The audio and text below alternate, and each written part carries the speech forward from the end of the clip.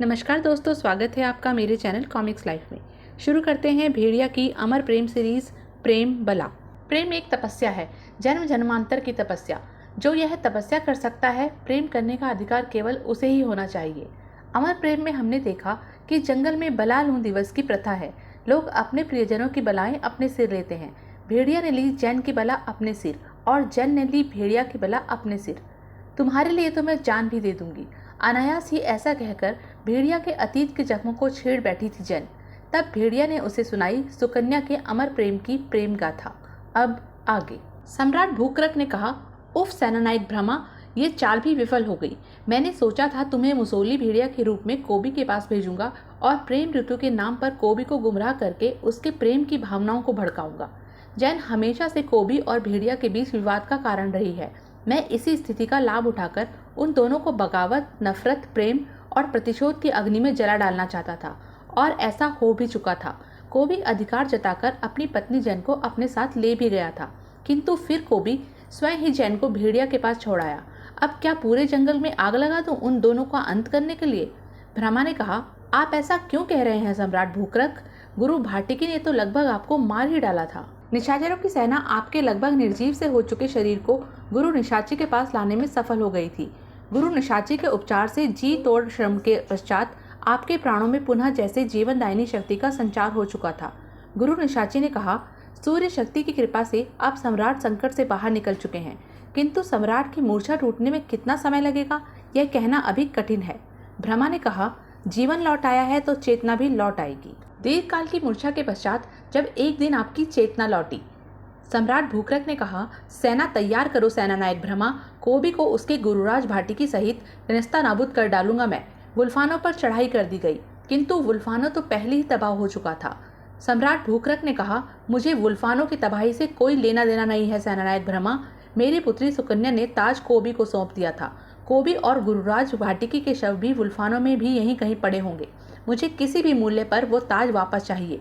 ढूंढो, उन दोनों के शवों को ढूंढो। शव नहीं मिले। सम्राट भूकरक ने कहा, कहाँ जा सकते हैं दोनों हरामखोर? गुरु निशाची ने बताया, ऐसा लगता है जैसे ताज का धारक चेतना शून्य हो गया है, अन्यथा मैं पाताल में भी उसको ढूंढ निकालता। किंतु ये तय है कि वो मृत नहीं है। यदि वो मृत होता तो खोजी तंत्र छिन्न भिन्न हो जाता। सम्राट भूकरक, ताज का धारक जब भी कहीं पर भी अपनी चेतना में वापस लौटेगा, मैं उसका पता लगा लूंगा। सम्राट भूकरक ने कहा, आखिर गुरु निशाची ने खोजी तंत्र ने ढूंढ निकाला कोबी को। ब्रह्मा बोला, आश्चर्यजनक रूप से कोबी का शरीर दो शरीरों में बदल चुका है, कोबी और भेड़िया। ओथेपो का ताज उन दोनों में से किसी एक के पास होना चाहिए। किंतु ये आप क्या कर रहे हैं? उन दोनों को मार देने से ओथेपो के ताज का पता कैसे लगेगा? भूकरक ने कहा, मेरा उद्देश्य उन दोनों की मृत्यु नहीं था ब्रह्मा, बल्कि उन्हें मृत्यु की स्थिति तक पहुंचा देना था, ताकि विवश होकर वे ओथेपो की शक्ति का प्रयोग करें, जिसके लिए उन्हें ओथेपो को बाहर लाना पड़ता और मैं उसी पल उनसे ओथेपो का ताज प्राप्त कर लेता। ब्रह्मा ने कहा, तो अपनी चालें बदल डालिए सम्राट भूकरक। सर्वप्रथम ये पता लगाइए कि ओथेपो का ताज कहाँ पर है। हो सकता है वो ताज उनके पास हो ही ना। भूकरक ने कहा, ये पता लगाने का काम करेगी निशाचरी। आसाम गोलाघाट और नागांव के बीच 26 डिग्री 3 मिनट और 26 डिग्री 45 उत्तरी अक्षांश पर और 90 डिग्री 8 मिनट से 93 डिग्री 36 मिनट पूर्वीय देशांतर तक फैला वनीय क्षेत्र काजीरंगा, और जहां शेर बकरी एक ही घाट पर पानी पीते हैं, बशर्ते दोनों के पानी पीने का समय एक ना हो। आसाम का जंगल, जो प्रसिद्ध है अपने फौना और फ्लोरा के लिए, जो सुप्रसिद्ध है वन्य प्राणियों और जंगली कबीलों के देवता कोबी और भेड़िया की मौजूदगी के लिए, और कुप्रसिद्ध है जंगल के जल्लादों के जल्लाद कोबी और भेड़िया की मौजूदगी के लिए।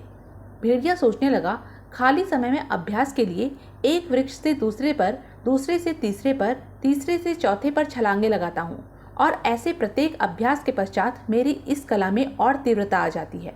कोबी ने कहा, चले आओ, चले आओ मेरी भेड़िया फौज के हरामखोर भेड़ियों, कमबख्तों, बड़े सुस्त हो गए हो। आज मैं तुम्हारी डंडा परेड करवा रहा हूँ। दौड़ो और तेज, शाबाश। तेजी से दौड़कर मुझ तक पहुँचने का अभ्यास होना ही चाहिए।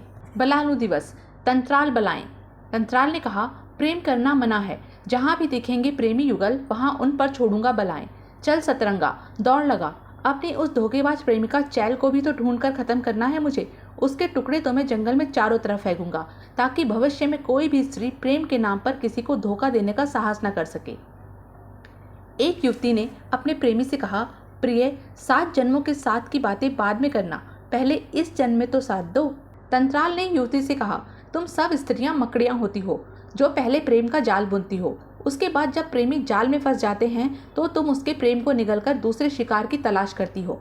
आज बला छोड़ूंगा तुझ पर, अब तेरा शिकार करेगी ये बला, मकड़ी। हा हा हा। युवती ने कहा, नहीं। युवक बोला, उसे छोड़ दे शैतान, मैं उसके बिना जिंदा नहीं रह सकता। तंत्राल ने कहा, चैल के प्रेम में पागल मैं भी कभी ऐसा ही कहा करता था, तेरी मौत तो ये खुद थी। भेड़िया का मन भाव विवल हो उठा था। भेड़िया ने कहा, मेरे प्रेम का वर्तमान और भविष्य तुम हो जैन, फिर कभी ना कहना कि तुम मेरे लिए जान भी दे दोगी। जैन बोली, सचमुच अमर प्रेम किया था सुकन्या ने। भेड़िया सोचने लगा, मेरे प्रेम का वर्तमान और भविष्य जैन है, किंतु अतीत, वो तो सुकन्या है, बलिष्ठ गण के सम्राट भूकरक की पुत्री, जिसने प्रेम से मेरा परिचय करवाया था। मगर आज अतीत वर्तमान पर दस्तक क्यों दे रहा है? कहते हैं प्रथम प्रेम की एक सांस भी आखिरी सांस तक हृदय के किसी कोने में उस प्रेम को जीवित रखती है, और वो सांस मुझे सुकन्या ने दी थी। मगर आज वो एक सांस मेरी सभी सांसों पर भारी सी पड़ती क्यों महसूस हो रही है? अनजाने में ही कहाँ खींचे जा रहे हैं कदम? ये मेरा भ्रम है या खींच रही हैं सांसें हमदम? बस एक आलिंगन को भी किसी का आभास दे रहे हैं सपने। लगता है आज वश में नहीं हूँ अपने। क्यों घेर गए आज मुझे उदासी के साए? हवा का एक मामूली झोंका कहीं तूफान न बन जाए। हाँ, यही तो है वो, मेरे पास सुकन्या की आखिरी निशानी, ये नीलमणि। बस यही एक याद बाकी है। सुकन्या ने इसे देते वक्त कहा था, सच्चे दिल से मुझे याद करना, तुम मुझे अपने आसपास ही पाओगे। कहते हैं प्रेम जन्मों जन्मों तक खत्म नहीं होता। मैं तो इसी एक जन्म में रहा, वो कई जन्म ले चुकी होगी। 50,000 साल पुरानी बात है। कौन जाने कहाँ होगी, किस रूप में होगी, वो न सही, मगर उसकी याद तो हमेशा मेरे आसपास होगी। तभी एक आवाज़ आई, बचाओ। उस स्वर ने झिंझोर डाला था भेड़िया के मन मस्तिष्क को। अचानक भेड़िया बुदबुदा उठा वो नाम, सुकन्या। भेड़िया ने सोचा, उफ, ऐसा क्यों लगा मुझे जैसे कि आवाज़ मेरे दिल से होकर गुजरी है। सुकन्या के तो सिर्फ एहसास से गुजर रहा था मैं।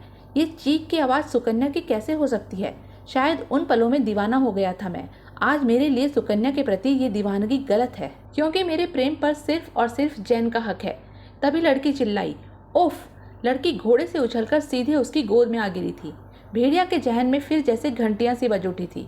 नीलमणि देखकर जब भी सच्चे दिल से मुझे याद करोगे तो मुझे अपने आसपास पाओगे। भेड़िया सोचने लगा, उफ नहीं। मस्तिष्क पुनः सुकन्या में भटक गया। ये सुकन्या नहीं है, मगर मस्तिष्क पर सुकन्या का सम्मोहन मुझे ऐसा ही आभास दे रहा है जैसे ये सुकन्या ही हो। तभी वह लड़की चिल्लाई, उफ, बचो। भेड़िया ने कहा, मुखौटा कबीले के खूंखार जंगली, जो अपने कबीले की हद में आने वाले बाहरी लोगों को जिंदा नहीं छोड़ते, मगर ये अपने कबीले की हदों से बाहर भी नहीं निकलते। जरूर ही लड़की अनजाने में इनके कबीले में जा घुसी होगी। लड़की ने कहा, मैं तुम्हारे साथ हूँ जंगल के मददगार। भेड़िया सोचने लगा, वो भी ऐसी ही फुर्तीली लड़की थी। भेड़िया ने कहा, तो फिर ध्यान रहे, जब तक जान पर ना बने कोई घातक प्रहार मत करना। मगर उन्हें वहां से हटाना जरूरी था। भेड़िया सोचने लगा, उफ, बेहद खतरनाक है। दूसरा प्रहार करने का अवसर नहीं दिया था भेड़िया ने उसे। भेड़िया ने सोचा, पूरी कलाई को ही शस्त्र बना रखा है। अचानक लड़की ने जंगलियों पर वार किया। भेड़िया बोला, बहुत सुंदर, वाह, वो भी ऐसी ही बहादुर थी। लड़की बोली, ये 3 मेरा पीछा करते हुए बहुत पास आ गए थे, मगर अब बाकी के लड़ाके भी पास आ गए हैं। भेड़िया बोला, तो अभी उन्हें दूर कर देते हैं नुकीलों के इन प्रहार से। लोहे के इन नुकीले नन्हे शस्त्रों पर जिस्म को सुन्न कर देने की दवा लगी है। अब उनके घोड़े इन्हें उनके कबीले में पहुंचा देंगे। लड़की ने कहा, उफ, तुम मदद को नहीं आते तो न जाने वो लड़ाके मेरा क्या हर्ष करते।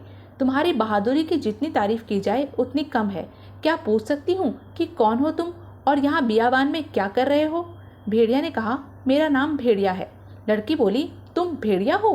भेड़िया बोला, हाँ, मगर इसमें चौंकने की क्या बात है?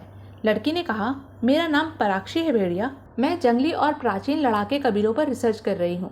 मेरा रिसर्च का विषय और लोकेशन यानी ये जंगल काफ़ी खतरनाक है। कोई साथ देने को तैयार नहीं हुआ तो मैं अकेली ही निकल पड़ी। जंगल में आकर मास्क अर्थात मुखौटा कबीले का पता लगा तो खोज करती हुई बियाबान जंगल में काफ़ी अंदर तक चली गई। चौंकी तब जब खुद को 3 मुखौटा जंगलियों से घिरा पाया। उन्होंने मुझ पर तुरंत आक्रमण कर दिया। मुझे भागना पड़ा, मगर वो पीछे लग गए। आखिर में जो हुआ तुम्हारे सामने ही है। जंगल में घुसते ही तुम्हारे बारे में पता लग गया था, मगर इतनी जल्दी मुलाकात भी हो जाएगी ये नहीं सोचा था। तभी भेड़िया बोला, अरे जैन, तुम कब आई? जैन ने कहा, कहाँ, तुम्हारी जिंदगी में या यहाँ? भेड़िया ने कहा, जिंदगी में तो तुम जन्म जन्म से हो। जैन, ये पराक्षी है, लड़ाके कबीलों पर खोज कर रही है। जैन बोली, ये काफ़ी खतरनाक काम है, इसमें जान का खतरा है। पराक्षी ने कहा, आक्रामक मुखौटा कबीले में जंगलियों के हमले से एक बार तो मैं भी डर गई थी, मगर भेड़िया से मिलने के बाद अब मुझे किसी बला का डर नहीं लग रहा। भेड़िया ने कहा, वैसे भी आज बलालू दिवस भी है, इस दिवस पर दूसरे की बलाएं अपने ऊपर लेते हैं। पराक्षी बोली, क्या सच? ओह, ये तो अद्भुत उत्सव है। भेड़िया, क्या तुम मेरी रिसर्च पूरी करवाने में मेरी मदद नहीं करोगे? भेड़िया ने कहा, ज़रूर करूँगा। मैं तुम्हें दुर्लभ लड़ाके कबीलों तक ले जाऊँगा, लड़ाकों से मिलवाऊँगा भी। हाँ, उनके बारे में कुछ जानना है तो तुम्हारी मदद फूजो बाबा करेंगे। जैन ने कहा, मगर भेड़िया, ये रहेगी कहाँ? मेरे विचार में फूजो बाबा का आश्रम ठीक रहेगा। भेड़िया ने कहा, आश्रम? मेरे विचार में तो किला भी ठीक जगह है, यहाँ से मैं इसे किसी भी समय लड़ाके कबीलों में भी ले जा सकता हूँ। अचानक पराक्षी बोली, ओफ भेड़िया, बचो! ना जाने क्या देखा था पराक्षी ने। बाज की तरह झपटी थी वो उस पर, शायद चीते की तरह झपटते देख चुकी थी वो उस मुखौटा हत्यारे को भेड़िया पर। पराक्षी पर हुए इस हमले ने जैसे भेड़िया को पागल ही कर दिया था। भेड़िया बोला, पराक्षी, उफ, ये तुमने क्या किया? मेरी बला अपने ऊपर ले ली। पराक्षी बोली, तुमने ही तो कहा था भेड़िया कि आज बलालू दिवस भी है जंगल में। भेड़िया बोला, तुम्हें कुछ नहीं होगा सुकन्या, तुम किले में रहोगी। जैन चकित खड़ी थी, देख रही थी, सुन रही थी। भेड़िया बोला, जैन जल्दी आओ, इसे उपचार की ज़रूरत है, मेरे लिए अपनी जान पर खेल गई है ये। भेड़िया सोचने लगा, पहले भी ऐसा ही किया था इसने, अपनों के लिए बलिदान हो जाने की आदत है इसे। तो यह थी अब तक की कहानी। आगे की कहानी जानने के लिए बने रहें मेरे साथ। और हाँ, मेरे चैनल को लाइक, शेयर और सब्सक्राइब करना ना भूलें। धन्यवाद।